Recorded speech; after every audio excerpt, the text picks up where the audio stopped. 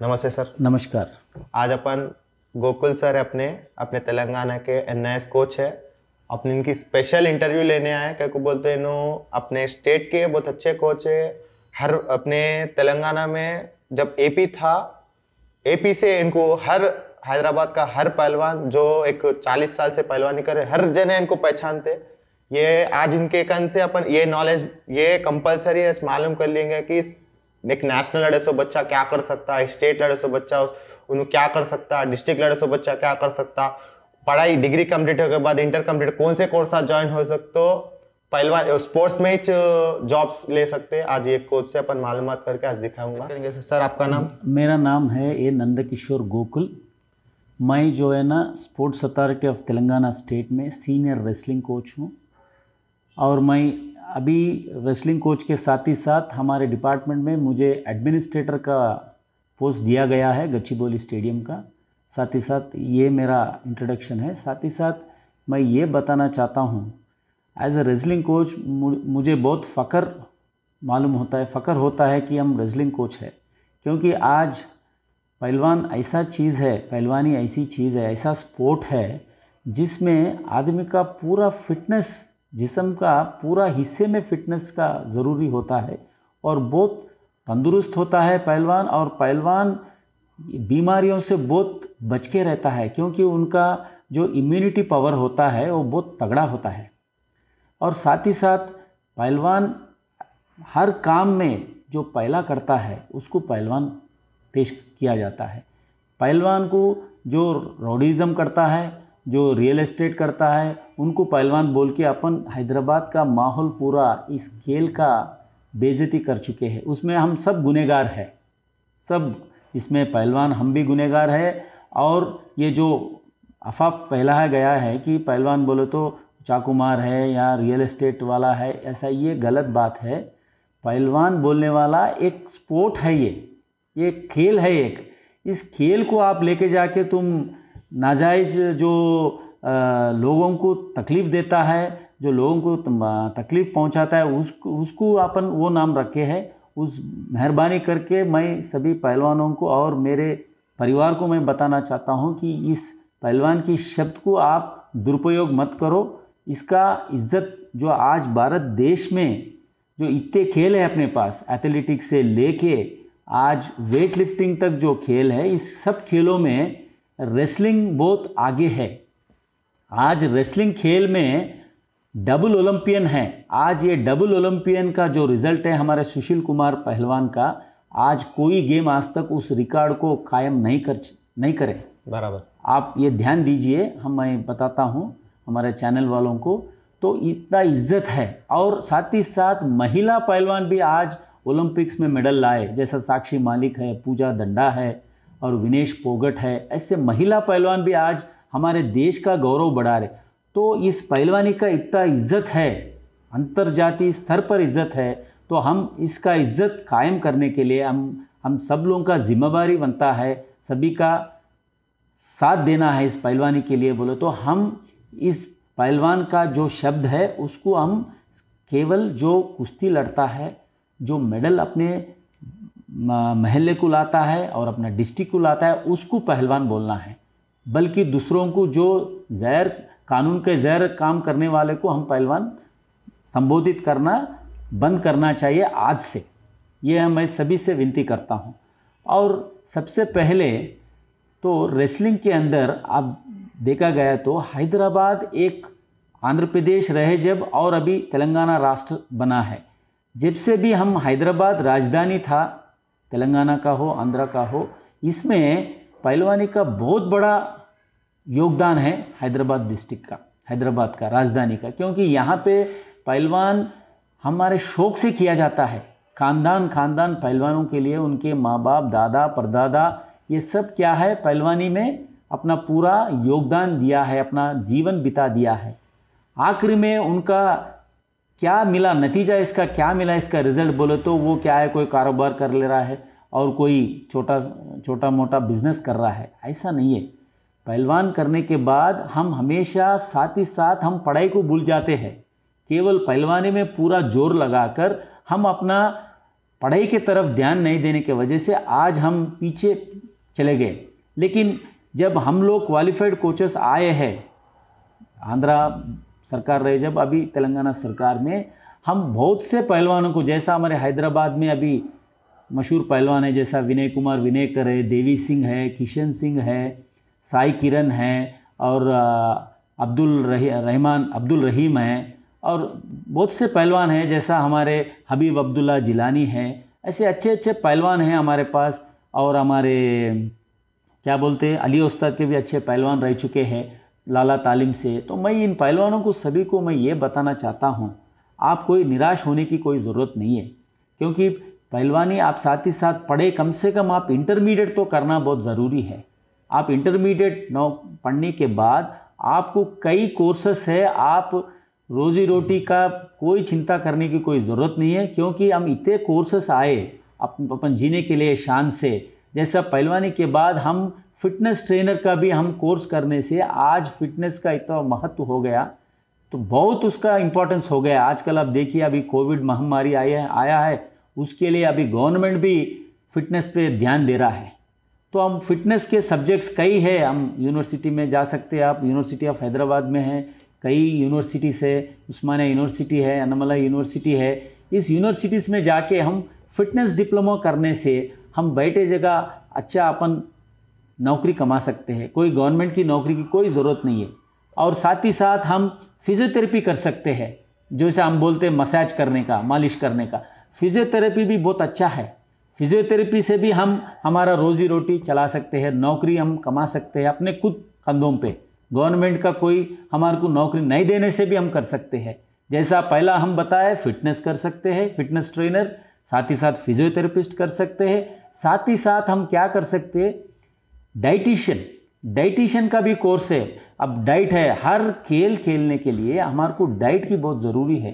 कैसा डाइट लेना है, पहलवान कितने कौन सा बैलेंस डाइट लेना है, कितना कैलोरीज लेना है, हर गेम में डाइट की बहुत आवश्यकता है। तो वो डाइटिशियन का भी कोर्स हम कर सकते हैं। और मैं ये बताना चाह रहा हूँ, और साथ ही साथ फिजिकल एजुकेशन ट्रेनिंग भी कर सकते हैं हम। इंटरमीडिएट बहुत ज़रूरी है, हर पहलवान को इंटरमीडिएट पास होना बहुत ज़रूरी है।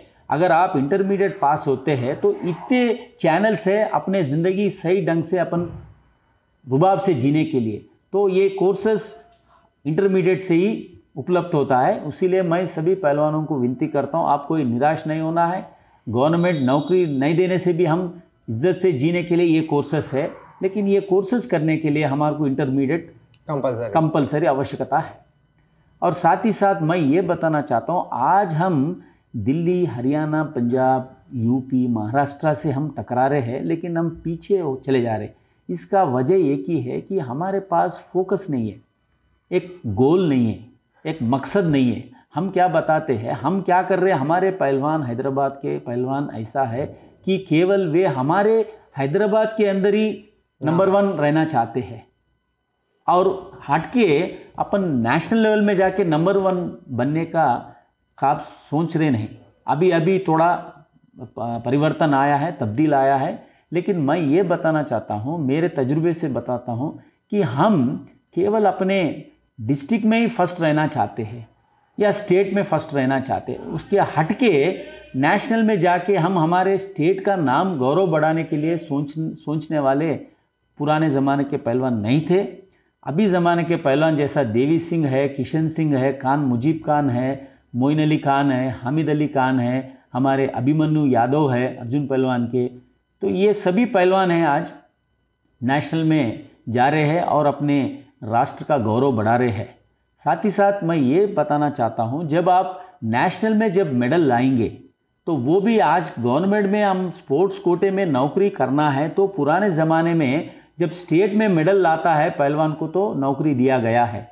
जैसे पुराने पहलवान जो स्पोर्ट्स कोटे में नौकरी लिए हैं, वे सर्वप्रथम हमारे अभिमन्यु यादव है जो सेक्रेटेरिएट में नौकरी कर चुके हैं, उन्होंने रिटायर भी हो गए, वो स्पोर्ट्स कोटा में भर्ती हुए। साथ ही साथ हमारे आदरणीय विजय कुमार यादव साहब थे, वो भी स्पोर्ट्स कोटे में एक्साइज में, सेंट्रल एक्साइज में नौकरी किए। और हमारे लड्डू पहलवान, दुर्गा सिंह पहलवान बोलते, उन्होंने भी टेलीकम्युनिकेशंस में थे। और हमारे कई पहलवान हैं, हैदराबाद के गिरिजा पहलवान हैं। सो ऐसे कई पहलवान हैं, रेलवेज़ में भी थे, कृष्णा पहलवान थे।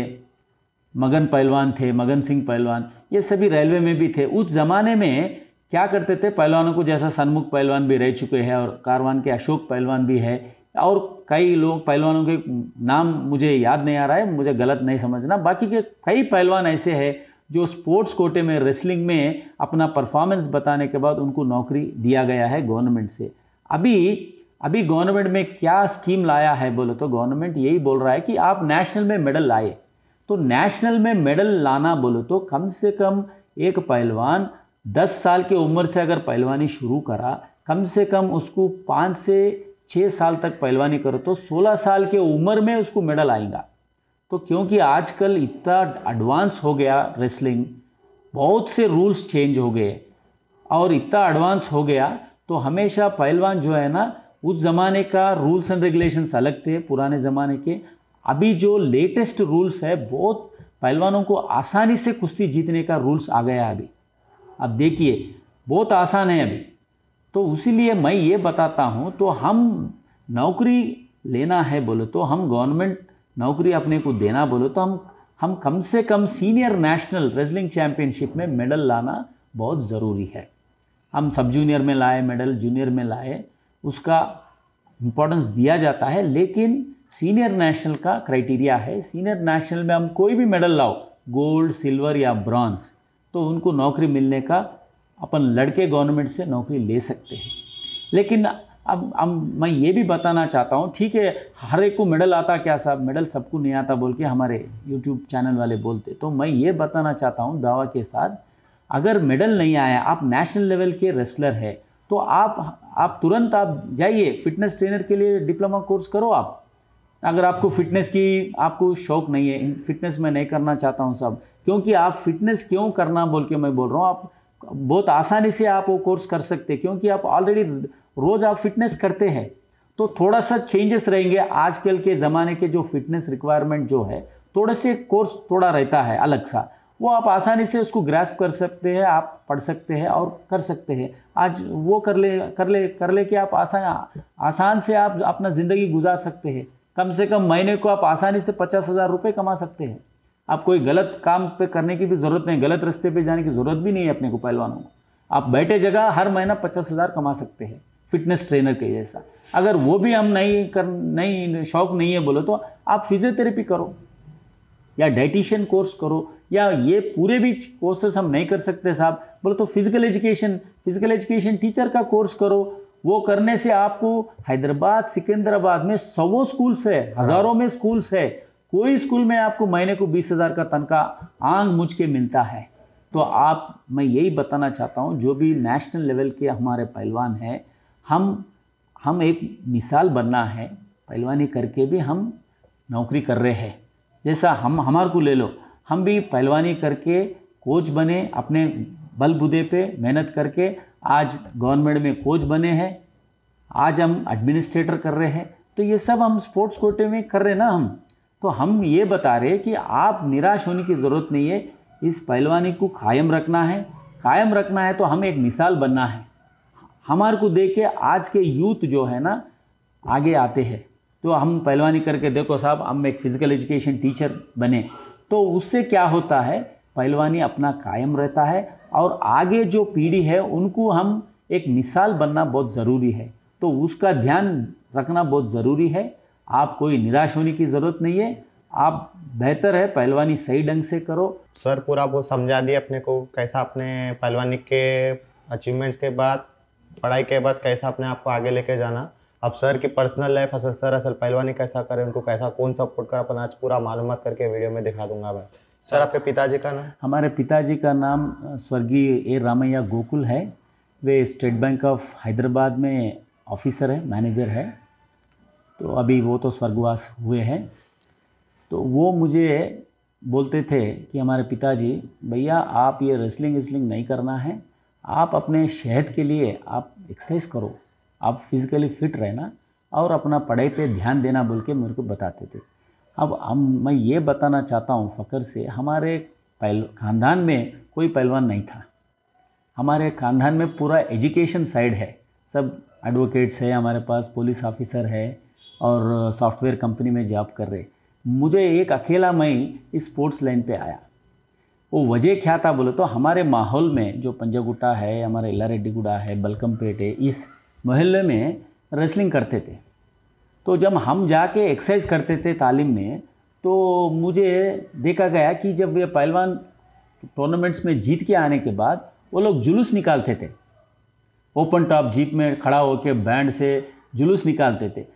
तो एक बार मुझे वो जुलूस वगैरह वो देख के मुझे मेरे दिमाग में एक क्वेश्चन मार्क आया कि ये आदमी जीतने से इतना इज्जत कर रहे, तो फिर हम भी करें तो हमारे भी इतनी इज्जत होती ना, बोल के वो जुनून पैदा करके जो है ना मैं भी ये रेसलिंग में आना चालू किया है।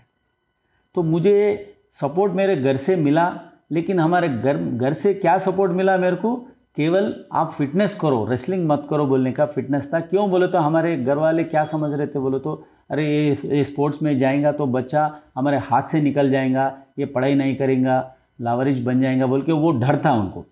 तो उस डर से हमारे को मना करते थे, ये रेसलिंग मत करो, तो हम चोरी छुपे करते थे। सर आप कौन से तालीम से ताल्लुक थे सर? हमारे तालीम ये था हनुमान व्यायामशाला अमीरपेट बोल के तालीम था। आपके उस्ताद का नाम सर? उस्ताद का नाम किशन उस्ताद है। तो बाद में मैं क्या किया, यहाँ पे तालीम में प्रैक्टिस हमारे को बस नहीं हो रहा था, तो हम क्या करें, एलबी स्टेडियम जाते थे। एलबी स्टेडियम में हमारे उस्ताद थे, हमारे खालिद बिन ईसा साहब थे, रज़ाक साहब थे और कृष्णा साहब थे। उनके अंडर में लगातार हम कोचिंग करते गए। इधर तालीम में हमारे किशन उस्ताद थे और एलबी स्टेडियम के अंदर ये 3 हमारे उस्ताद थे। आपकी पहलवानी की सफ़र कैसा चालू हुई थी को सब? हमारी पहलवानी का सफ़र तो बहुत मज़ेदार था, क्योंकि हम पढ़ाई की तरफ भी ध्यान दिए बोल के हम समझ रहे कि हम मज़ेदार हैं, हम तो बहुत खुश है पहलवानी करने के वजह से, हम तो हैप्पी है, बहुत खुश है। और साथ ही साथ हमारे जो लाइफ है आज, हम तंदुरुस्त है, कोई बीमारी से हम दूर है। मेरा कुश्ती जो है ना स्कूल लाइफ से स्टार्ट किया, तो उसके बाद मुझे अखाड़े में जाता था, अखाड़े में भी प्रैक्टिस करता था। लेकिन उस ज़माने में क्या था, स्कूल पढ़ना और स्पोर्ट्स करना बहुत बड़ा मुसीबत थी मेरे को। फिर भी मैं कई कठिनाइयों को फेस करते हुए, मैं पढ़ाई के साथ पढ़ाई को डिस्टर्ब नहीं करते हुए, मेरा घर का जो कंडीशन था हमारे माता पिता का कि आप पढ़ाई करना है, साथ ही साथ आप स्पोर्ट्स अपने इंटरेस्ट से कर लो बोल के ये बात बोलने से वो मेरे दिमाग में रख कर तो मैं पढ़ाई भी करता था, साथ ही साथ पहलवानी भी करता था, दोनों सवारी करता था। और साथ ही साथ मैं उस ज़माने में जब मैं पहलवानी करता था तो मुझे डाइट भी बहुत था, मुझे पता नहीं था क्या डाइट खाना क्या करना, क्योंकि मुझे घर में कोई स्पोर्ट्स बैकग्राउंड वाला कोई भी नहीं था। तो अपने दोस्तों से, अपने अखाड़ों में पहलवानों के, मेरे साथी पहलवानों के साथ जो शेखर यादव बोल के था, श्रीनिवास यादव था, तिरुपति था, इन लोगों के साथ मैं भी रहकर वो लोगों का डाइट देखकर मैं भी देखकर वो खाता था। कोई स्पेशलाइज्ड डाइट भी नहीं खाता था, क्योंकि मुझे आइडिया नहीं था, तो हमारे पास कोई पहलवान भी नहीं था, तो इसीलिए मेरा डाइट जो घर में जो बनाते थे वो डाइट खा के मैं पहलवानी करता था। और साथ ही साथ मैं खुद अपने बस में जाता था, एलबी स्टेडियम को बस में जाके पहलवानी वहाँ प्रैक्टिस करता था। और जैसा अच्छा परफॉर्मेंस आने के बाद फिर तुरंत मेरे को एग्ज़ाम्स आते थे, फिर पहलवानी को ब्रेक करना पड़ता था, फिर पढ़ाई करना पड़ता था रात दिन, फिर एग्ज़ाम्स ख़त्म होने के बाद फिर पहलवानी प्रैक्टिस करता था। तो मुझे बहुत कठिनाई सामना करना पड़ा। हमारे माँ बाप, हमारे माता पिता का आशीर्वाद है, बड़ों का, उस्तादों का आशीर्वाद है, तो आज मैं पहलवानी को आगे लेके जा सका है, पहलवान बन सका है। कोच साहब, जब आप पहलवानी करते समय आपको आपके घर वाले सपोर्ट कैसा करते थे? मतलब घर वाले कैसा लेके चलते थे आपको? घर वाले यही बोलते थे कि बाबू आप पहलवानी कर रहे, जो हमारे पास जो डाइट है घर में जो बनाते हैं, जो अच्छा ही डाइट रहता था, लेकिन बैलेंस डाइट नहीं रहता था घर में। तो घर में बोलते थे हमारे को तो इसके बारे में पता नहीं है स्पोर्ट्स, तो आप अपना इंटरेस्ट से कर रहे। तो हमारे पास दूध देते थे, मेरे को घी देते थे अपने हिसाब से। तो वो जो भी घर में सबके साथ, मेरे भाई के साथ, बहन के साथ जो घर में पकाते थे उसी के साथ हम खाते थे, थोड़ा 2 निवाले ज़्यादा खाते थे। तो घर वाले वही बोलते थे कि ये तू कर रहा है पहलवानी, तो तेरे को दूध देना पड़ता, अलग वो करना पड़ता, तो वो अपने हिसाब से वो देते थे। कोच साहब, आप पहलवानी के दौर में कौन से दंगल लड़े, कितने बार नेशनल चले कोच साहब? मैं नेशनल, देखिए आप एक सीनियर नेशनल लड़ा मैं, उसके बाद 3 all India inter university nationals खेला है, उस्मानिया यूनिवर्सिटी से मैं खेला है। और साथ ही साथ कई लोकल टूर्नामेंट्स लड़ा मैं, जैसा लाला केसरी है, गणेश केसरी है, और कुल्ले दंगल लड़ा है मैं, और ऑफिशियली हमारे इंटर स्कूल्स भी लड़ा मैं, और कई स्टेट लेवल कॉम्पिटिशन्स भी लड़ा। लेकिन एक उसमें से अच्छा क्या है बोलो तो मेरा एक state level, senior state level में मेरा गोल्ड है, जो 91 में मैं गोल्ड मेडल हासिल किया। कोच साहब, आपके पहलवानी एंड हो गया बाद अब एनएस करना बोल के आपको कैसा, ये इसका आइडिया कौन दिए थे आपको, ये एनएस करे, एनएस कैसा करना दिल चालू हुआ आपको, असल इसका कौन दिया आपको आइडिया इसके बारे में? अच्छा, मैं जब एलबी स्टेडियम में प्रैक्टिस कर रहा था, तो जब हमारे गुरुजी कृष्णा साहब थे, साई के रेसलिंग कोच है, तो उन्होंने मुझे प्रेरित किया है कि आप बहुत अच्छा पढ़ रहे हैं, ग्रेजुएट है, साथ ही साथ आप रेसलिंग कर रहे हैं, आप एनआईएस करो, ताकि इस गेम को पढ़ने लिखने वाले आने से इसको और तरक्की कर सकते, एक मिसाल बन सकते हम। कृष्णा साहब इनकरेज करें, साथ ही साथ हमारे उस ज़माने के हमारे Andhra Pradesh amateur wrestling association के प्रेसिडेंट सेक्रेटरी थे, दोनों भी स्वर्गवास हुए हैं, वीरप्पा मामा थे, और साथ ही साथ नरसिंह राव साहब थे। ये तीनों मुझे इनकरेज करें कि आप रेगुलर डिप्लोमा जाइए। सर, आपके पहलवानी के दौर में आप कौन से तकलीफ़ें देखे? मतलब आपके घर वाले, आप बोले थे कि आपके घर वाले नको मतलब नहीं बेटा जितना है उतना ही कर बोल के बोलते थे। फिर आप अपने आप को कैसा इंकरेज करते थे? घर में कौन भी पहलवान नहीं था आपको, हाँ। पर अपने आप को कैसा मोटिवेट करते थे? फिर बाहर जाके पहलवानी करना वो तो बहुत बड़ी बात थी, वो टाइम पे आप अपने आप को कैसा लेके चलते थे? हमारे उस टाइम पे मैं ये सोचता था कि मेरे दिल में एक ही था, मेरे दिमाग में, कि हम ये कुश्ती लड़ने से हमारी इज्जत बनती है समाज में, तो वही मेरे दिल में था। लेकिन इसको हम बाहर जाके, जैसा हमारे साथ के पहलवान जो पेशावर पहलवान है, ख़ानदानी पहलवान, वो लोग दिल्ली जाते थे, कोल्हापुर जाते थे, तो वो सोच मेरे दिल में नहीं था। तो मेरा सोच एक ही था कि हम कुछ हासिल करने से हमारी समाज में हमारे 4 लोग हमारी इज्जत करते, तो वही मेरा मकसद था। तो मैं उतना गहर डेप्थ में नहीं गया। फिर बाद में जैसा मैं स्टेडियम गया, तो जब मुझे मालूम हुआ कि अरे हम बाहर जाने से होता, लेकिन मेरे दिल में था कि मैं भी बाहर जाके पहलवानी करूं। लेकिन हमारे घर वालों का एक कंडीशन था कि हम पढ़ाई करते हुए करो बोल के कंडीशन रखे मेरे को, तो उसके वजह से मैं बाहर जाने का भी सोच नहीं सका, क्योंकि मैं उधर जाऊंगा तो फिर मेरा कॉलेज यहाँ चले जाएगा, फिर मेरा पढ़ाई का रुकावट हो जाएगा बोल के मैं बाहर जाने का भी इच्छा था, लेकिन मुझे हालात मुझे साथ नहीं दिया। सर, आप 22 ईयर्स से कोचिंग दे रहे, उसके पहले पहलवान भी थे, हाँ। तो अपने तेलंगाना में और एपी था, उसके बाद तेलंगाना हुआ, जब से पहलवानी को देख लेते आ रहे, आप कई जगह कोच भी बन के आए हुए, आप जब से अब तक फ़र्क क्या देखा अपने तेलंगाना के पहलवानी को और अपने तेलंगाना के पहलवानी को अब बाहर के पहलवानों से क्या नुकचुक हो जा रही, 19-20 की फ़र्क को आ जा रही कुश्ती लड़ते समय? यही है, देखो हमारे राष्ट्र का पहलवान और बाहर राष्ट्र के पहलवान जैसा दिल्ली हरियाणा है, एक ही है कि वहाँ पर पढ़ाई का कोई ऑब्लिगेशन नहीं है कि आप नहीं भी कॉलेज को भी नहीं गए तो वो लोग अटेंडेंस दे देते उधर। अपने पास वैसा नहीं है, कॉलेज को जाना, पढ़ाई भी करना, साथ ही साथ पहलवानी करना, वहाँ पे एक हमारे को कमी हो रही है। और साथ ही साथ आपका जो पहलवानी है, जो मैं हमारे तजुर्बे से, मैं जो 22 साल से एज ए कोच मैं देख रहा हूँ, आपका पहलवानी बहुत आसान हो गया है, क्योंकि लेटेस्ट टेक्नोलॉजी आ गया, टेक्निक्स बहुत आसान से आदमी को गिराने का, आदमी को पॉइंट्स लेने का। अभी क्या हो रहा है, सेमीफाइनल में अगर पहलवान पहुंचता है तो किसी हाल मेडल आने का चांस है। तो हमारे ज़माने में वो बहुत टफ था, तो मेडल आना बोलो तो कोई मामूली बात नहीं थी, लेकिन अभी बहुत आसान हो गया। अच्छा कोच के पास इसका मेडल आना है हमारे स्टेट में बोलो तो पहलवानों को नेशनल में मेडल ला रहे हैं, अभी भी ला रहे हैं और आगे भी लाएंगे।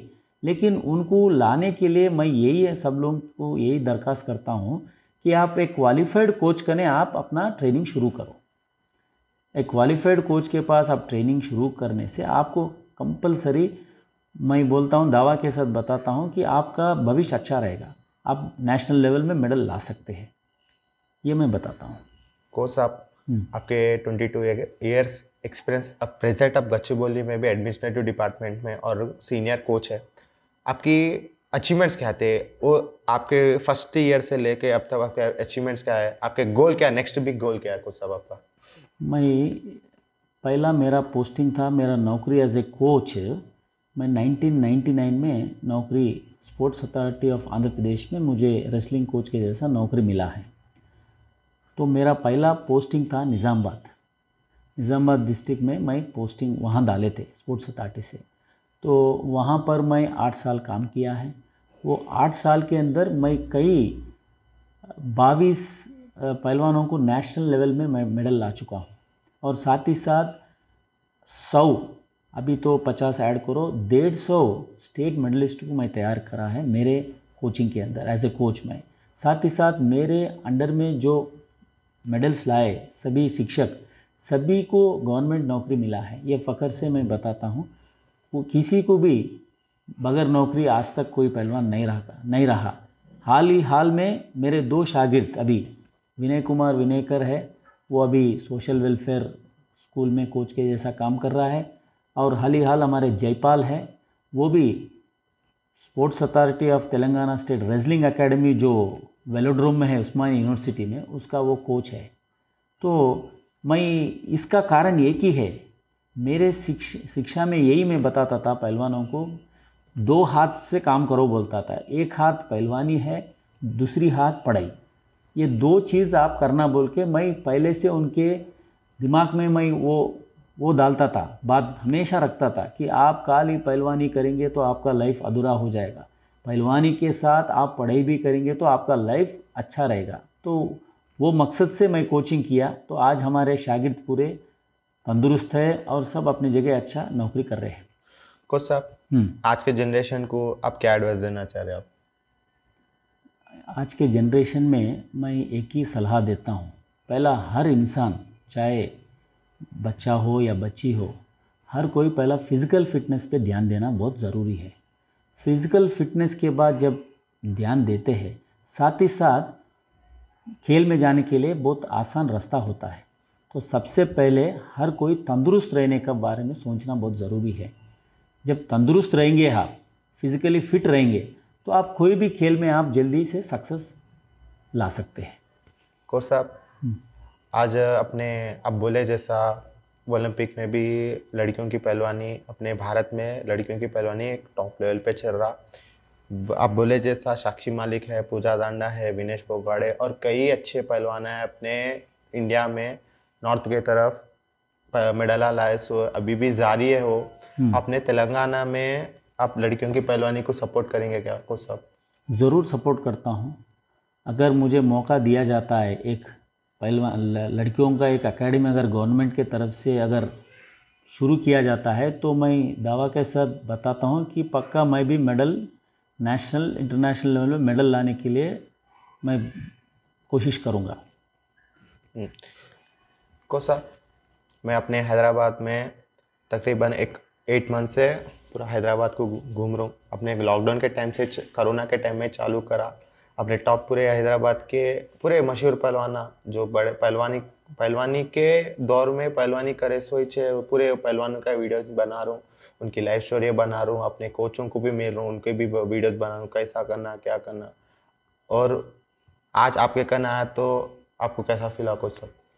मेरे को तो एक बहुत खुशी हो रही है कि हमारे YouTube चैनल के जो पहलवानों के लिए पहलवानी क्या है और पहलवानी करने से आदमी को क्या फ़ायदा मिलता है, ये एजुकेशन स्प्रेड करने के लिए जो कार्यक्रम लिए है, बहुत बड़ी खुशी हो रही है मेरे को। क्योंकि आज एक पहलवान है अजय, तो वो अजय के दिल में एक अच्छा सा संकल्प आया कि पहलवानी के लिए गवर्नमेंट के तरफ से गवर्नमेंट इसके पहलवानी के ऊपर नज़र रखने के लिए, पहलवानों की फ्यूचर कायम रखने के लिए जो कार्यक्रम ले चुके हैं हमारे अजय पहलवान, उनका मैं अपने शुक्रिया अदा करता हूं और अपने धन्यवाद अर्पित करता हूं। साथ ही साथ इस चैनल को हमारे अजय पहलवान हमारे तरफ से जो भी सहायता होता है, हम ज़रूर आगे आएंगे और आपको मदद करेंगे। और इस YouTube चैनल को आप बरकरार रखिए। लाइफ ऑफ पहलवान।